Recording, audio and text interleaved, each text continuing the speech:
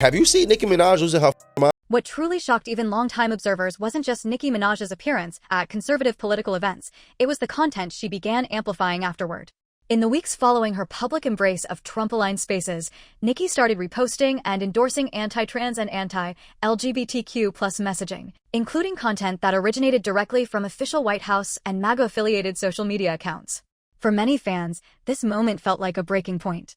Nicki Minaj's fanbase has historically included a massive LGBTQ+ following, particularly within queer communities who embraced her flamboyance, gender-bending aesthetics, and unapologetic self-expression.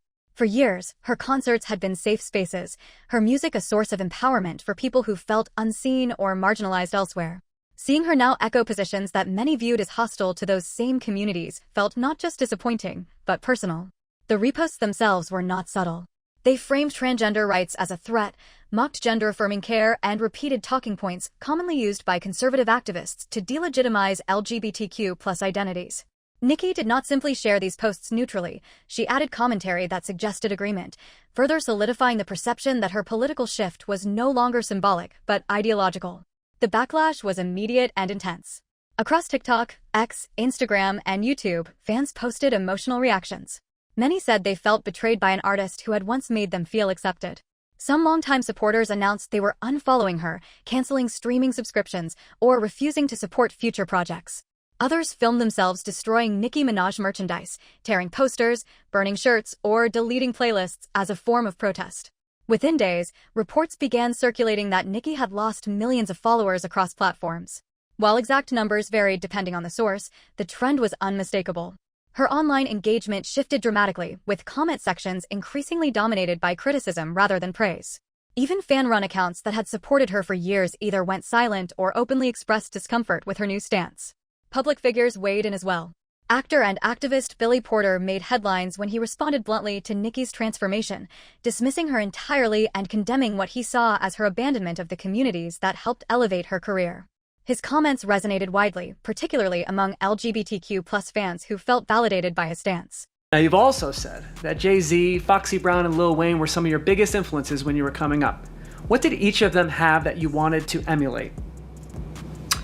Jay-Z, business savvy. Foxy Brown, immaculate delivery. Lil Wayne, trendsetter. What happened next is the moment most people point to as the true breaking point, the night everything spilled into public chaos.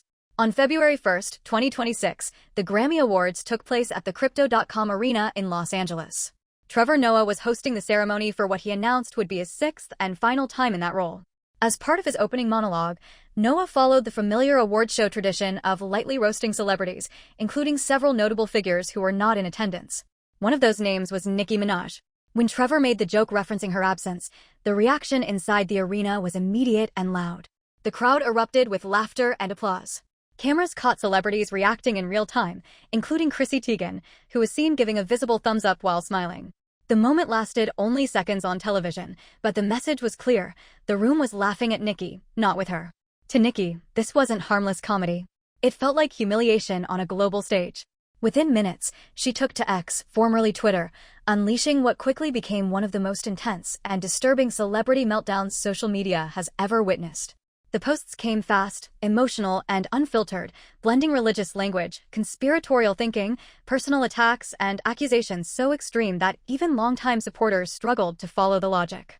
She began by framing the Grammys themselves as something sinister, calling the ceremony a ritual.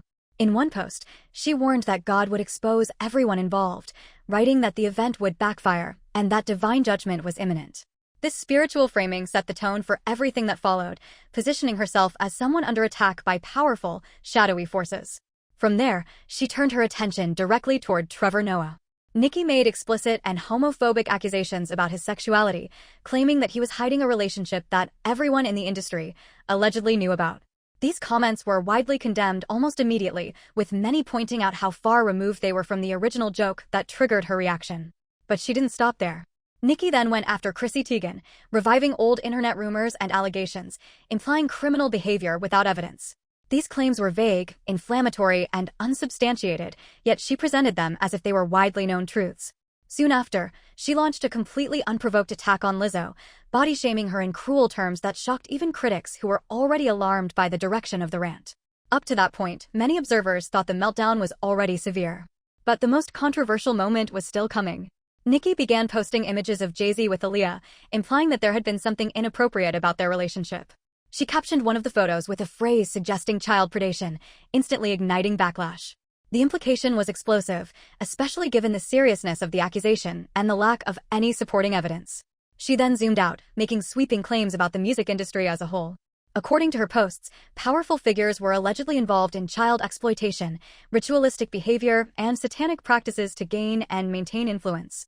She urged her followers to view these claims as hidden truths finally being revealed, tying the accusations to broader political rhetoric and warning of moral collapse. However, fact-checking came swiftly. Users pointed out that Aaliyah was born in 1979, and any documented interactions between her and Jay-Z occurred when both were adults. The only confirmed underage abuse case involving Aaliyah was tied to R. Kelly, not Jay-Z. Additionally, one image Nicki shared of Beyoncé was revealed to be a cropped and manipulated photo taken out of context from a Destiny's Child group picture. As the post spread, critics highlighted the uncomfortable irony surrounding Nicki's accusations. Her brother, Jelani Marriage, is serving a life sentence for sexually assaulting a child. Her husband, Kenneth Petty, is a registered sex offender convicted of attempted rape. Social media users questioned how she could make such allegations against others without addressing those realities. Comments flooded in calling the claims reckless, unsupported, and damaging. One viral response summed up the sentiment: explosive accusations require explosive proof, and there is none here. By the end of the night, what began as a joke at an awards show had escalated into a full-blown public breakdown, one that permanently shifted how many people viewed Nicki Minaj not just as an artist, but as a public figure spiraling under pressure. Every label passed up on me. Every record company passed up on me. Every crew, like, I'm from New York. Jay's crew and 50's crew didn't sign me. I wasn't signed to Nas, and I wasn't signed to anybody.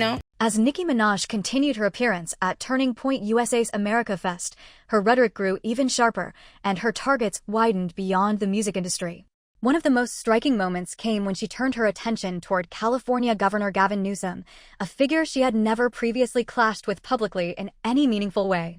Nicki repeatedly mocked him by calling him Gabby Poo, a nickname clearly intended to belittle and trivialize his authority. She accused Newsom of embodying everything she believed was wrong with progressive leadership in America. According to Nicki, California under his administration had become a symbol of moral decay, corruption, and misplaced priorities. She went after his policies on crime, homelessness, and public health, framing California as a cautionary tale rather than a success story. In her telling, cities like Los Angeles and San Francisco were no longer cultural capitals, but examples of what happens when leadership abandons common sense. She claimed the state had failed working people, artists, and families alike, while protecting elites and political insiders. This moment marked an important shift in Nicki's public persona. Up until this point, her anger had been focused largely on Jay-Z, Roc Nation, and figures she believed had directly harmed her career. Now, however, she was stepping fully into national political discourse, positioning herself not just as a wronged artist, but as a political commentator and cultural critic. Have you seen Nicki Minaj losing her fucking mind? She's beefed with every female artist. Now, I ain't gonna lie, her beef with Jay-Z is personal because there's money involved. Yeah. So that's different. And we haven't heard too many people talk out about it, but apparently, like, what Nicki is alleging is that Jay-Z owes her tens of millions of dollars simply because when she had that exclusive deal with Tidal, I don't know if you remember that, when Jay-Z was coming out, it was like 2015 or some shit. Jay-Z was coming out with Madonna and Draft Punk and all the biggest artists, Beyonce, Kanye. Everybody was elbow to elbow, walking out, talking about we're fighting these streaming services. We're going to create our own platform. We're going to pay our artists more. Tidal flopped, respectfully. He sold Tidal, but he allegedly, all those artists were promised a stake in the company. I'm not too sure what the stake was. I think it was like a 3%. But that's a lot. That's a lot, yeah. Right? That's a lot, especially when you're talking about hundreds of millions of dollars. Like, you know what I'm saying? 3% of $1 billion is what? I don't like 30 million or some shit like that. About 3%, I'm crashing out too. Yeah. You feel me? Like, I ain't mad at her crashing out on Hove. That's what. So where does all of this leave Nicki Minaj, and what does it ultimately mean for her legacy? That is the question hanging over everything right now, and it's one that doesn't have a simple or comfortable answer. When you step back and look at the full picture, the Nicki Minaj versus Jay-Z situation is no longer just about one business deal, one awards show, or even one public meltdown. It has become a convergence of industry grievances, personal resentment, political transformation, and unchecked public outrage, all colliding at once. On one hand, it is important to acknowledge that some of Nicki's claims are not automatically ridiculous. The music industry has a long, ugly history of exploiting artists, especially when it comes to equity, ownership, and back-end compensation. If Nicki Minaj truly held a meaningful stake in Tidal, promoted the platform aggressively, and was later offered a fraction of what she reasonably expected when the company was sold, then she has every right to feel wronged. That kind of scenario has played out countless times before, often ending with artists realizing too late that the fine print did not protect them the way they believed it would. Similarly, the Super Bowl halftime show controversy involving Lil Wayne struck a nerve for many fans. Wayne is a New Orleans icon, and holding the Super Bowl in his hometown without including him felt, to some, like a missed cultural moment. Nicki's frustration on Wayne's behalf wasn't entirely out of nowhere, and plenty of people agreed that Roc Nation's decision deserved scrutiny. But here's where things begin to fall apart. The moment Nicki moved from business disputes and industry criticism into unverified accusations involving child exploitation, satanic rituals, and predatory behavior, she crossed into territory that demands proof, serious proof. These are not the kind of allegations that can be thrown around casually, especially not in the absence of evidence. And when fact-checkers and online investigators examined the specific claims she made, many of them simply did not hold up under even basic scrutiny. That disconnect is where Nicki began losing large portions of her audience. The hypocrisy argument also became impossible to ignore. Critics repeatedly pointed out the uncomfortable reality that while Nicki was accusing others of associating with predators, her own husband is a registered sex offender, and her brother is serving a life sentence for child sexual assault. Whether fair or not, those facts significantly undercut the moral authority behind her accusations, and Nicki has largely avoided addressing that contradiction directly. Meanwhile, Jay-Z has said absolutely nothing. No tweets, no interviews, no statements. The only indication that his camp is responding at all is the reported cease and desist letter threatening massive defamation damages. Beyond that, there has been complete silence. And in the court of public opinion, that silence has been interpreted by many as strategic rather than evasive. When one side is making explosive claims without receipts, sometimes the most effective response is to let the noise burn itself out. That brings us to the biggest unresolved question of all: what happens to Nicki Minaj's legacy? There is no denying her impact. She is one of the most influential female rappers in history, period. She shattered records, redefined what a female rap superstar could look like, and opened doors that were firmly closed before she arrived. Her influence on fashion, music, performance, and pop culture is undeniable and permanent. Actually, Nicki, I have the biggest ass. I have it. Everybody's saying it, Nicki. I know they say it's you, but it's me. Wop, wop, wop. Look at it. Look at it, baby. The turning point in Nicki Minaj and Jay-Z's relationship did not happen overnight. There was no single explosive moment where everything fell apart in public. Instead, the fracture formed slowly, behind the scenes, through business decisions, shifting alliances, and expectations that were never openly discussed, but deeply felt. What once looked like mutual respect gradually transformed into resentment, suspicion, and eventually outright hostility. At the center of this unraveling sits Tidal, Jay-Z's high-profile streaming platform. When Tidal launched, it positioned itself as an artist-first alternative to Spotify and Apple Music. Jay-Z promoted it as a revolutionary step toward fair compensation and creative control. Nicki Minaj was one of the artists who publicly supported Tidal, releasing exclusive content on the platform and encouraging her fans to subscribe. At the time, this move signaled loyalty. She was backing Jay-Z's vision, even when many questioned whether the platform could survive in a brutally competitive market. But behind the scenes, cracks were already forming.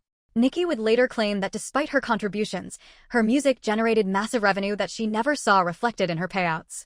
According to her, the numbers simply did not add up. Streams were high, engagement was strong, yet the compensation she received allegedly fell far short of what she believed she was owed. This planted the first seeds of distrust. As years passed, Nicki became increasingly vocal about artists being exploited, often without naming Jay-Z directly.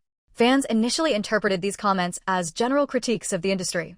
But with hindsight, many now see them as indirect shots aimed squarely at Roc Nation and Tidal. The language she used, talk of withheld money, lack of transparency, and broken promises, mirrored grievances commonly raised in disputes between artists and powerful labels. Things escalated further when Nicki began publicly claiming that she was owed hundreds of millions of dollars. She framed the issue not as a misunderstanding, but as a deliberate injustice. In her telling, this wasn't just about contracts or percentages, it was about betrayal by someone she once respected and trusted. The emotional weight of her statements suggested that she felt personally wronged, not merely underpaid. At the same time, Jay-Z's silence became conspicuous. There were no interviews addressing Nicki's claims, no public clarifications, no attempts to calm the situation. From a corporate perspective, silence can be strategic. But emotionally, it often feels like dismissal.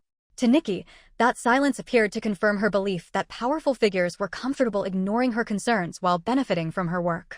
The tension reached another level when Nicki began suggesting that there were forces behind the scenes protecting Jay-Z, forces far larger than the music industry itself. These statements marked a shift from business grievances into something far more dangerous.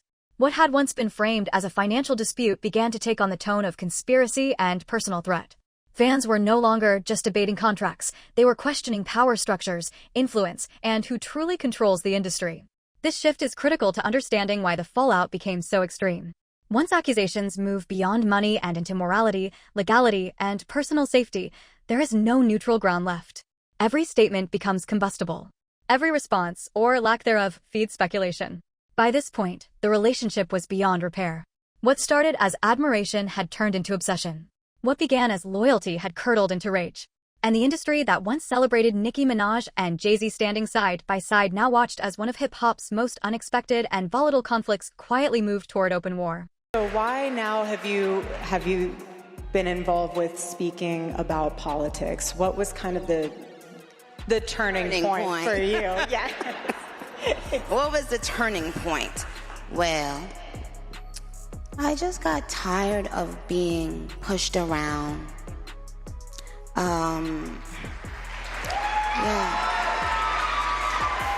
Sometimes you just get tired of it, and then you realize, wait a minute, I have something inside of me that's stronger than what's out there. That's right. So when you've had enough, you realize, wait a minute, why do I even care about these people and what they think? Who are they? They don't even know who they are. So I'm not gonna back down anymore. I'm not gonna back down ever again. Amen. As the Grammy meltdown continued to ripple across the internet, attention began shifting toward another surprising element of Nicki Minaj's transformation, her sudden and dramatic alignment with Donald Trump and right-wing political circles. For many fans, this pivot was just as shocking as her accusations against Jay-Z, if not more so. One of the most talked about moments came when Nicki was revealed to have received a Trump Gold Card, a status symbol promoted within Trump-aligned circles that allegedly offers expedited residency benefits, preferential treatment, and access to elite political events. While the exact legal authority of the card remains murky, its symbolic meaning was unmistakable. Nicki was no longer flirting with conservative politics, she was fully embracing them. This raised immediate questions, especially because Nicki Minaj has lived in the United States since she was 5 years old, but is reportedly not a U.S. citizen. That detail, previously irrelevant to her public image, suddenly became central to online speculation. Some observers suggested that aligning herself with Trump and his allies might be a strategic move, particularly given the ongoing legal complications surrounding her husband, Kenneth Petty. Petty's status as a registered sex offender has followed Nicki for years, occasionally resurfacing in controversies and legal disputes. Critics speculated that having political favor or influence could provide protection, leverage, or at the very least access to powerful legal networks. While there is no confirmed evidence that the Trump Gold Card directly impacts Petty's legal standing, the timing raised eyebrows. Oh, Gabby Poo, it only gets worse from here for you, buddy. It's the end of the road for you, my love.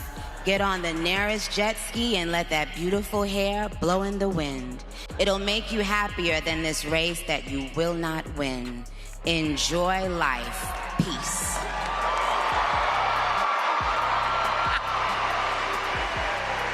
Okay. One more. Why not? Imagine being the guy running on wanting to see trans kids. Haha, not even a trans adult would run on that.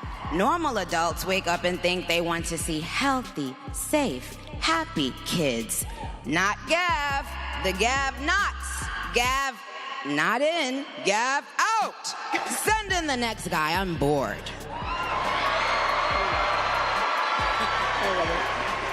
When you actually sit down and break the numbers apart, it becomes much easier to understand why Nicki Minaj believes she was wronged and why this dispute moved from quiet resentment into open warfare. According to Nicki, her stake in Tidal was not symbolic or ceremonial. She has consistently claimed that she owned approximately 3% equity in the streaming platform. If that number is accurate, the math alone explains her outrage. Tidal was eventually sold in 2021 to Square, the financial technology company owned by Jack Dorsey, in a deal reportedly worth $32 million. Even at that conservative valuation, a 3% ownership stake would translate to roughly $960,000, nearly $1 million. But here's where Nicki's argument becomes more explosive. She insists that the company was initially valued far higher when artists were first brought on board, with some industry insiders suggesting internal valuations approaching $1 billion during Tidal's early promotional phase. If that higher valuation was ever genuinely presented to artist partners, then 3% wouldn't be $1 million, it would be $30 million. That gap between what Nicki believes she was promised and what she claims she was offered is the heart of the conflict.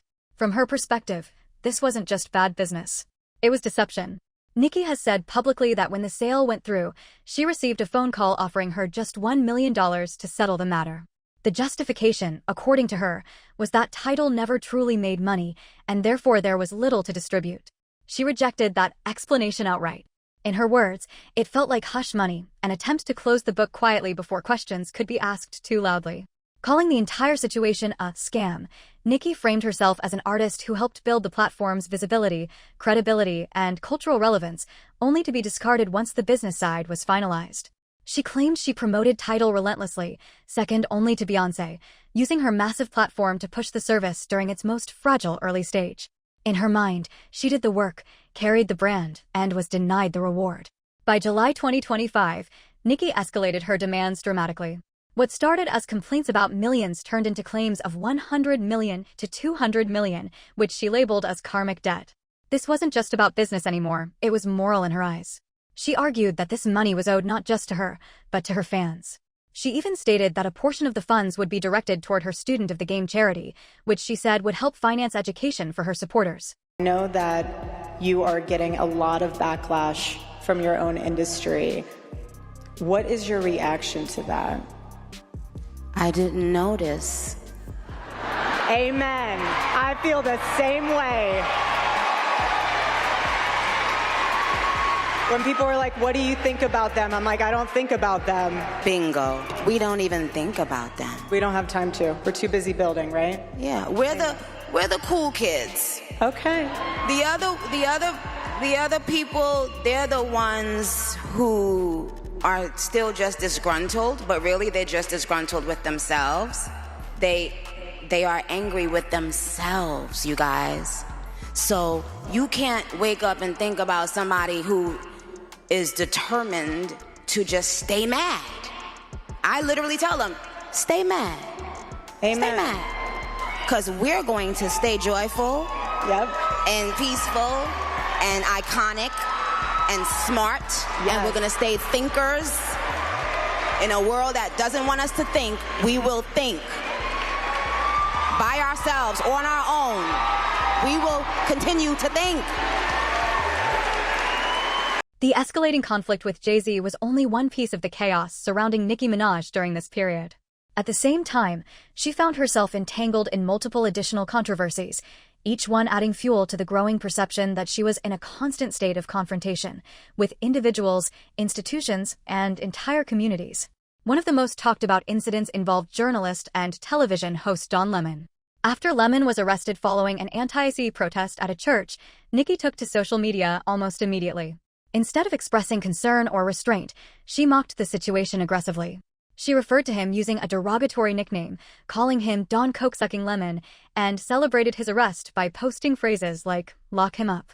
The language was widely criticized as both homophobic and inflammatory. When users called her out for using slurs and demeaning rhetoric, Nicki did not apologize or clarify her intent. Instead, she brushed off the criticism entirely, doubling down on her tone and signaling that she had no interest in addressing why people were upset. That response only intensified the backlash. Soon after, online speculation began to swirl, entirely without evidence, that Nicki's newly visible political connections might somehow have played a role in Lemon's arrest. While there has never been any proof to support such claims, the mere fact that people found the idea plausible speaks volumes about how dramatically her public image had shifted. What once would have been dismissed outright was now treated as conceivable within the broader narrative surrounding her. At the same time, Nicki's long-running feud with Megan Thee Stallion continued to simmer beneath the surface. Following the release of Nicki's 2024 diss track Bigfoot, which mocked Megan's shooting by Tory Lanez and referenced the death of Megan's mother, many fans and commentators felt Nicki had crossed an unforgivable line. The track was widely condemned for its cruelty, and although Nicki faced backlash at the time, she never backed away from the lyrics. When news broke that a lawsuit against Megan and Roc Nation, filed by Megan's former cameraman, Emilio Garcia, was allowed to proceed, Nicki reacted almost instantly. She celebrated online, posting sarcastic remarks and making jokes tied to Megan's name, including references to Megan's Law, a federal statute related to sex offender registries. For many observers, this behavior reinforced a pattern. Nicki seemed willing to exploit any controversy, no matter how sensitive, if it allowed her to strike at someone she considered an enemy. Nicki Minaj sent shockwaves through the music industry when she publicly accused Jay-Z of owing her an estimated $200 million, labeled him a child predator, and suggested he had ties to extremely dangerous and powerful individuals. The response from Jay-Z's company, Roc Nation, was immediate and severe, a reported $5 billion cease and desist threat, signaling that these accusations were not being taken lightly. As if that wasn't enough, Nicki's behavior took another unexpected turn when she went from openly criticizing Donald Trump to suddenly positioning herself as one of his most vocal supporters. For fans and observers alike, the question became unavoidable. What exactly happened, and how did things get this bad? To really understand how deep and complicated this feud runs, you have to rewind the clock. Long before accusations, lawsuits, and public meltdowns, Nicki Minaj and Jay-Z were genuinely cool. Not industry-friendly, not cordial for business, actually cool. Back in the early 2010s, Nicki was ascending at a rapid pace, and Jay-Z was already cemented as one of hip-hop's most powerful figures. Their paths crossed often, and at the time, everything appeared mutual and respectful. In 2010, Nicki delivered what many still consider one of the most iconic rap verses of all time on Kanye West's track, Monster. That verse didn't just turn heads, it rewrote the rules. Fans, critics, and fellow artists alike were forced to acknowledge that Nicki Minaj was operating on a completely different level. That single moment elevated her from promising newcomer to undeniable force in hip-hop. Jay-Z, who was also featured on the track, was front-row witness to her rise. Following that breakthrough, Nicki found herself moving in elite circles. She shared stages with Jay-Z at major industry events and performed at his highly publicized Home concert series alongside Eminem at Yankee Stadium, an honor reserved for artists considered top-tier. She even performed at Jay-Z's own home, a gesture that symbolized trust and genuine respect rather than casual association. At the 2012 BET Awards, Nicki appeared aligned with Jay-Z and his extended circle, reinforcing the perception that she had been embraced by hip-hop royalty. What made this relationship feel even more meaningful was Nicki's own admission that Jay-Z was one of her biggest influences. She openly spoke about studying his career, his business decisions, and his longevity in the industry. To Nicki, Jay-Z wasn't just another rapper. He represented the blueprint for how to transition from artist to mogul. When asked about her inspirations, she consistently named him among the greats she admired most. At this stage, there was no public tension, no whispers of betrayal, and no visible cracks in the foundation.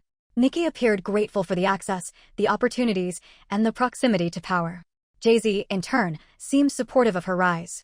From the outside looking in, their relationship looked like a success story, one of mentorship, mutual respect, and shared ambition. Which is exactly why what followed feels so jarring. Because when a relationship begins with admiration and aspiration, the fallout, when things go wrong, hits far harder. And this early period of collaboration and respect is what makes the eventual collapse between Nicki Minaj and Jay-Z not just another industry beef, but something far more personal, emotional, and explosive.